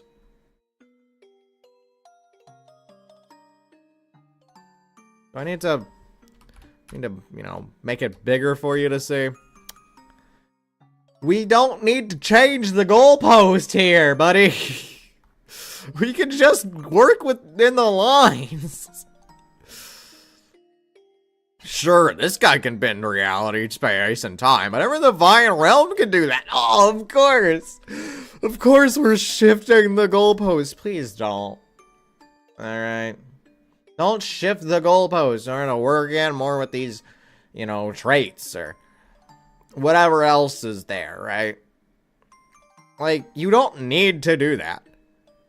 Okay, be the weakest of their society and that's constantly under threat. No. You can make it better without that. Like, you can make a guy have, like, super cool, awesome punching powers and be the strongest and best fighter and still have a compelling narrative and a compelling character based off of that. You know? Yeah, or the pair of powers could be an equivalent exchange. Is this another air fryer example? Zeus can only shoot fire and lightning. We'll go with that. So long as his air fryer is running. If his air fryer stops, he is dead in the water. Against Poseidon. You know? Seriously, I think an amazing power should come with an equally horrible trade-off. I mean, think about real life, right? You know, assume the best fighter, wrestler, just somebody great in their field, right? What trade-off you gonna get with that, right? You know, I can look at Hikaru. Great in the field of chess. One of the top chess players ever, right? He's got, I would consider, an amazing power. Amazing power of being super duper amazing at chess. Like, does he have a horrible trade-off? No. He does not have amazing chess skills for the price of unrelenting pain. He is not dying there. He is not ensuring his air fryer stays on as he is in his tournament. No. He's just a normal dude who's trained a lot of chess. He's no different from you or me in that sort of conflict. And yet, if I fight him at chess, I'm going to lose instantly. I'm not going to stand a chance against the dude. You know? Like, I'm not gonna win against Hikaru, Magnus Carlsen, not even, whatever his name was from Gotham Chess. I'm not gonna win at all. So, realistically, you don't need this. The pain never stops and gets worse and worse until you stop using your strength. Ooh. Magnus Carlsen takes break from World Championship because the pain of his chess skills is getting too bad for him. Like, what? I'm sorry? Like, guy in the UFC is super good at fighting, but the pain is getting worse and worse, and he's gotta take a break. Like, yeah, dude, that's the sport. Like, okay. You can bend reality, but if you mess up, it sends evil space parasites that could kill you in one gulp. Okay, buddy. Sure, go ahead. Yeah, but like, is he going to mess up? He's the most powerful character.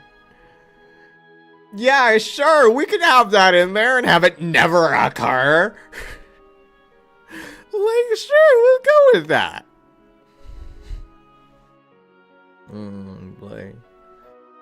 Or your weakness is incredibly mundane, like how vampires don't like garlic. I mean, you know, you could... Vampire don't like garlic is, you know, pretty nice. It's a whole Superman kryptonite scenario, right? How are you going to introduce, you know, these vampires to the garlic? Because, you know, everything is, you know, smart with that, right? Vampires have anti-garlic protection, right? You know, have a gargoyle at the gate that's like, ooh, do you have garlic on you? We can't have that now. You know, your MC can survive bullets, tanks, and nuclear bombs, but the fruit punch! Man, and I thought my air fryer example was interesting. But the fruit punch kills them instantly! Oh, I'm sorry, your fruit punches killed me. I mean, at that point, how are you even going to convince them to drink fruit punch, right? And additionally, how are you going to know this, right? This has to be a knowable trait. Right? You know, we know vampires don't like garlic because somebody's tried using garlic against vampires, or it's happened by accident. Vampires snuck into a house with garlic, and the vampire's like, you know. But it just doesn't happen out of the blue.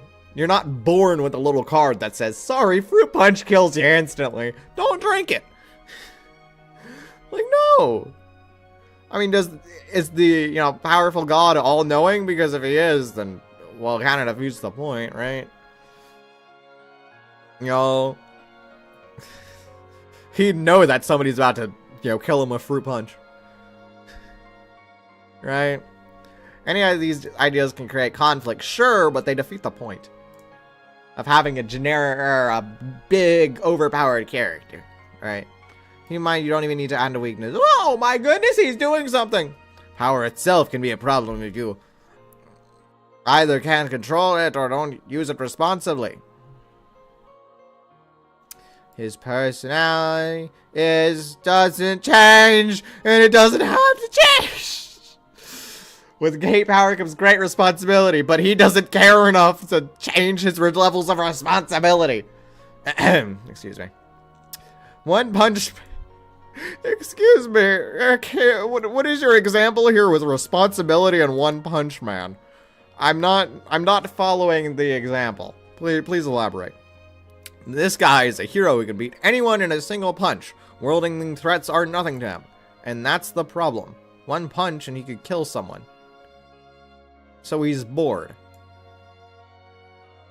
He wants a good fight, but even the toughest heroes and villains in the world can't hold a candle if he honestly tried. Sure, yeah. What does that do for the plot? Not actually too much. Because it's not like he can create, a big dude to, beat. If he would have, he'd probably have done that with Genos already. Right? Which we kind of saw in that last one that we went over. The whole disciple thing. Even though I don't quite agree with the disciple. But yeah. Your character has incredible power, but what are they supposed to do with it? Does it solve all their problems, or does it only make issues for them? I mean, it's not an issue. It solves something, but yeah, it makes them bored. So what? I mean, he can be bored. Does he go to different extents for the boredom? Like, what do you do with that? There's stuff you can do with that, and I won't say there isn't. But I'm having trouble thinking of that in some sort of reasonable manner, right? It's...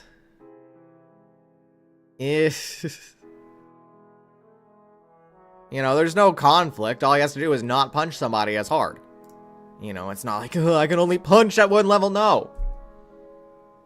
He's done punches where he hasn't killed people before. That's the whole thing. Your character has incredible power, but what is it supposed to do? Yeah. Can they read minds? Great. They know secrets about their friends and family they wish they could scrub from their brains now. Sure. What does that do in terms of conflict? I mean, they could go a decent amount with that. Kind of the detective scene. Overpowered detective, like a Sherlock Holmes, maybe. Not that I've read that. Could they topple a building with a flick of wrist? Congratulations, they hit a baseball too hard and leveled the city. I mean, we just talked about One Punch Man with that. He doesn't have to hit them that hard. He's capable of punching someone and not killing them. He's done it, we've seen it. That's how it goes. Like, a lot of these things, you have to think of the methodology behind it. I'll go with. I don't think that's a good term for it, but that's what I'll use, right?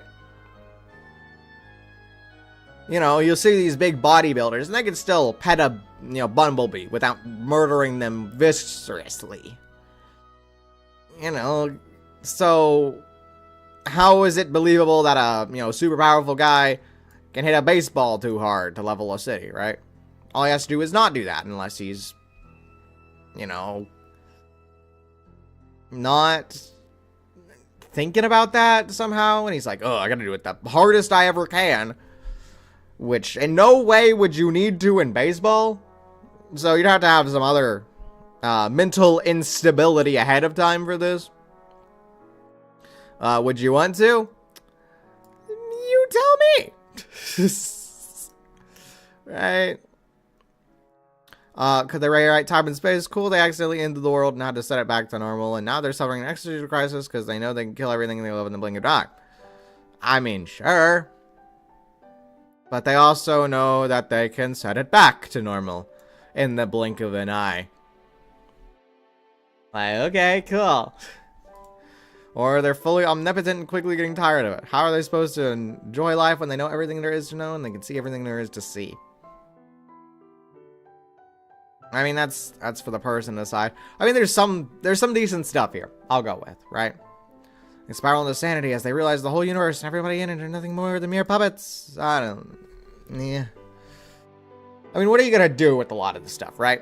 I mean, it's like, oh, that's a cool concept, but like, what's the omnipotent guy gonna do? He already knows everything. If he gets rid of it, then he's not omnipotent. So, what's he do? Right? Is there a solution to this conflict? I mean, he could try stuff, but I mean, he's just gonna know the outcome. So, what's the answer to that? I can't think of one. Do we have a conflict there if there is no resolution? Right? Or conflict you'd wish to write about? You know, if you got something, go ahead with it. Right? But I can't think of anything in my bright mind. But yeah, I mentioned what I'd do here before, I think. But I'll do it again. In this scenario, I mean, sure, he can be super overpowered literal god dude, but he's not... I mean, as long as he isn't super overpowered in everything.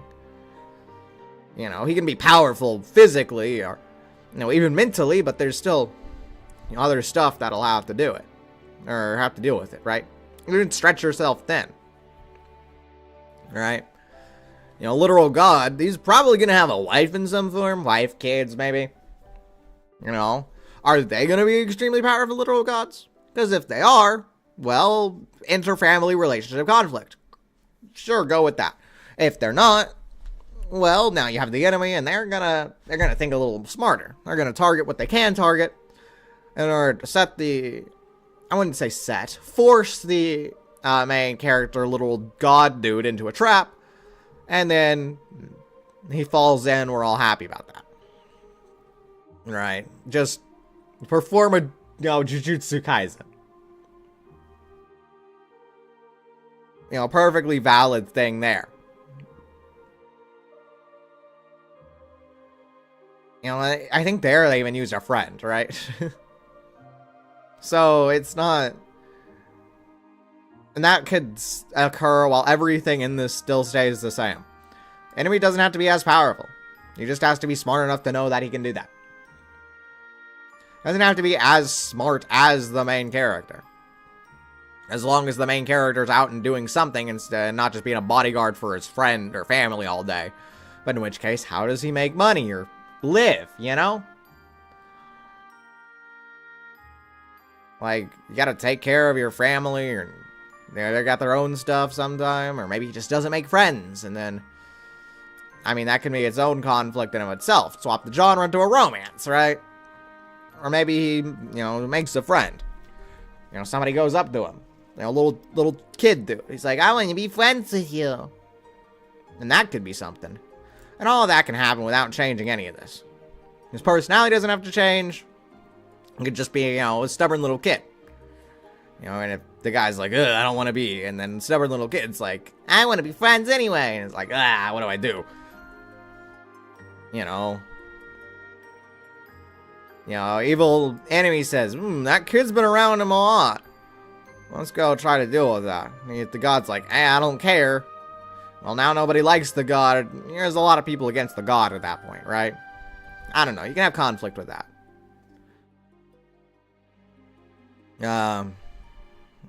But yeah.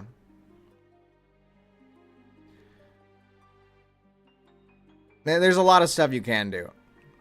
Is there something else here with these? Because there is more stuff. There are many different types of power that there are. For example, I have ideas for a character who has no special powers except for their intelligence. Sure. They are sent to various places and times in various situations and use their intelligence, tools, weapons, etc. Yeah, they have on their person to affect the course of events. Whenever they are killed, they're given a new body. Sure. I suppose that their enemies defeat and kill them. Sooner or later, they will return to the place in another body. They appear there later in history. They can study the history of their defeat and learn... Okay, what are we going with this? I mean, that is an overpowered ability, but... I mean, the guy is dying like 20 different times. We're pulling a ReZero on this one, right? Which I didn't mention earlier, but that's a whole other thing. The conflict is aside from the character's overpoweredness. Right? Because this random dude given this really bad, horrible ability. But really, he just has to solve everything with his ability. And it's not even just, infinite, murder, death ability. He only gets the shot that he gets. Well, that makes it through. And if it doesn't make it through the best way possible, then... I guess he's sad, Yeah. But yes. Blah, blah, blah, blah, blah, blah. They can take stamps to prevent it in as many alternate universes as possible. We got alternate universe theory? Okay. Possibly by killing an ancestor of their enemy, and thus making that enemy never born. Thus, they're certain to win at the end, but how much they enjoy or suffer getting to that end can be highly variable. ReZero. Guy gets a whole mental breakdown for an arc. When they find themselves in the situation over and over again, their goal is to improve their technique each time. I mean, it's ReZero. I mean, it is an overpowered ability, but it's not an overpowered situation. Which is a whole different topic than what I kind of mentioned there. So, think about an omnipotent character like Superman. Superman's not omnipotent. What?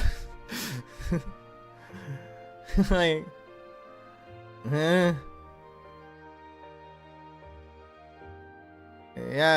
I don't. Oh my goodness, there's a lot. Oh my goodness, they wrote a lot here. I don't particularly wish to go through all of it, but you may if you so desire.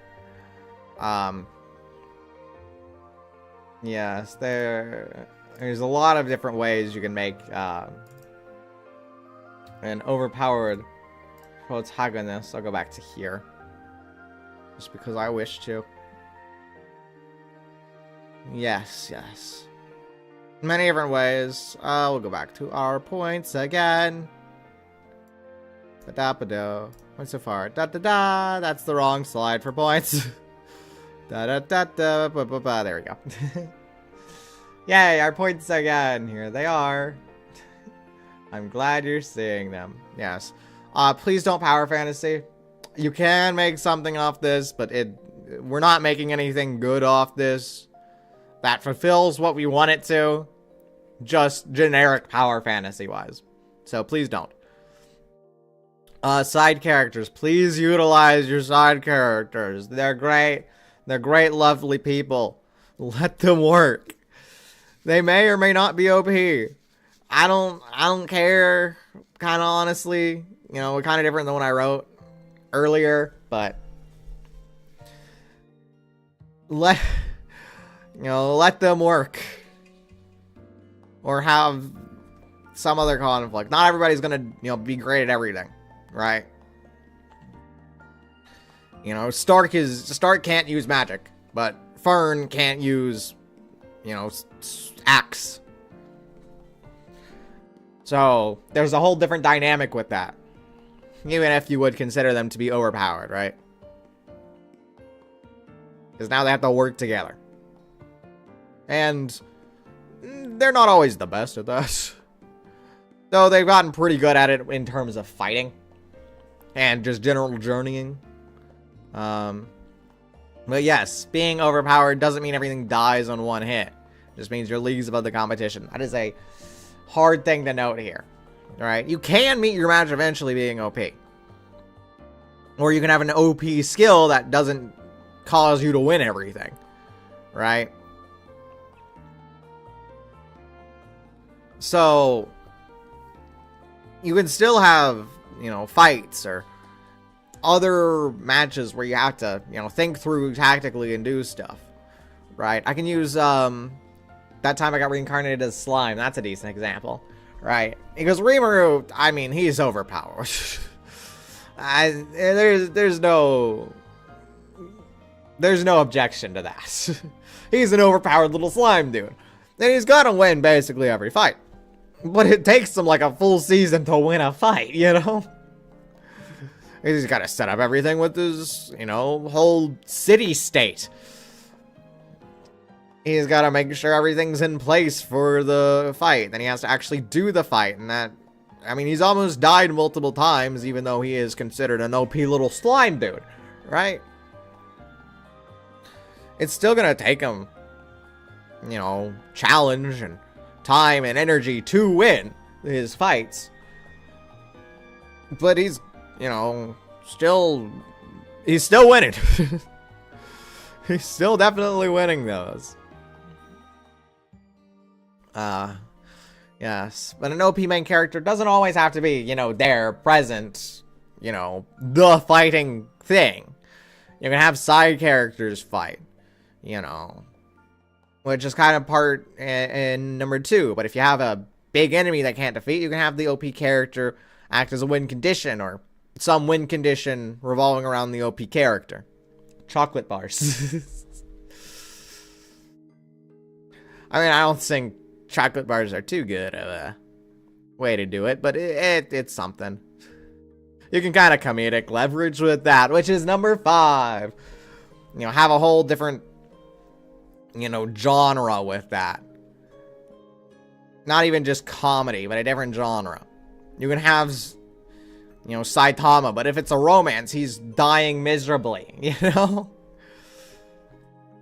Saitama ain't gonna win at chess anytime soon. You know, you can have him be overpowered and different thing. And for the game stuff there, da-ba-da-ba-ba-doo, do-do-do. We'll just go here. Dynasty Warriors. Yeah. You make them feel more powerful than they are. We have the, you know, soldiers who, they basically go Betty Betty nighttime on the battlefield, but they make you feel super cool when you're mowing down whole armies of soldiers.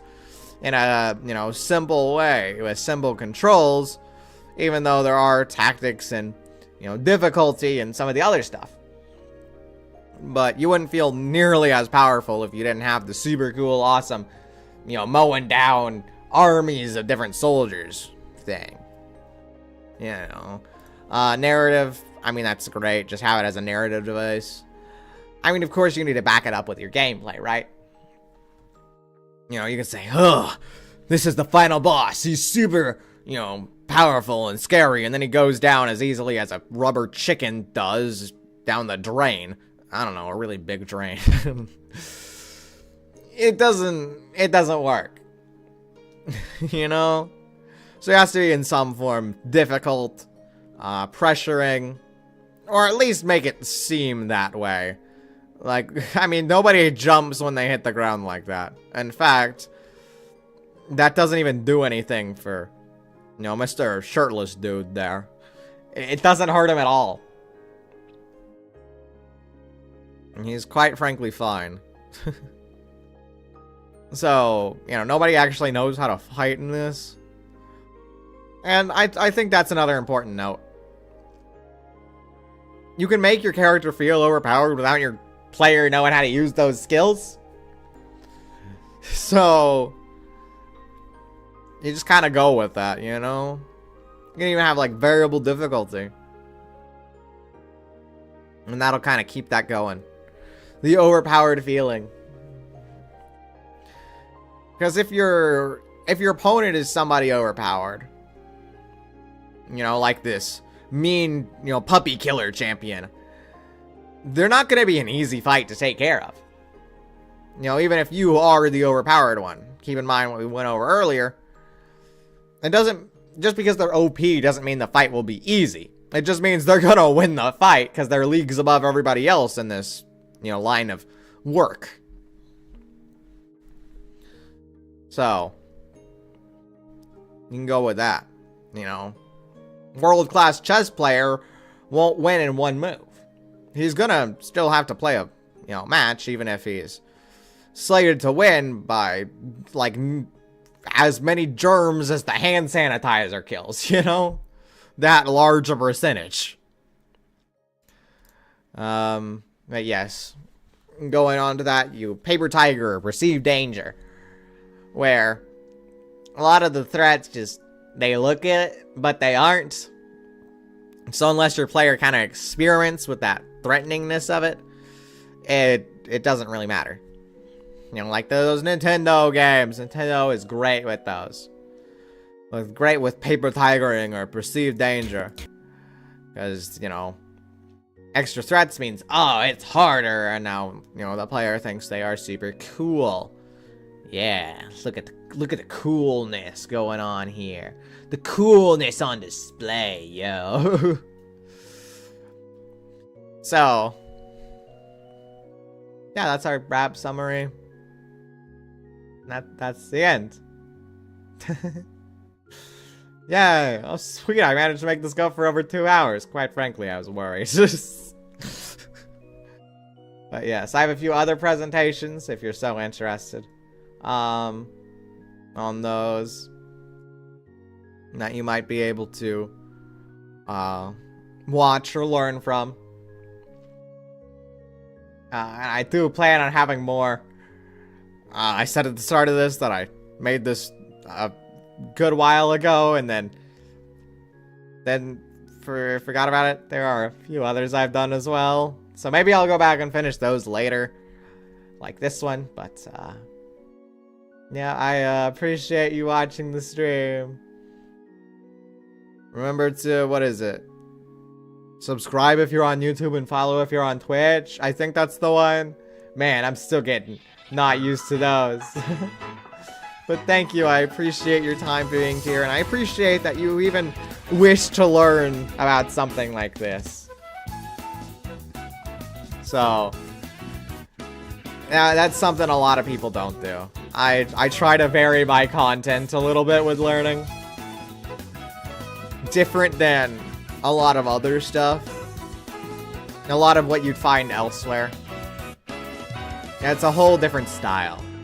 I'd rather tell you, why it is and how you do it than opposed to saying that this is how it's done or follow the tropes or whatever.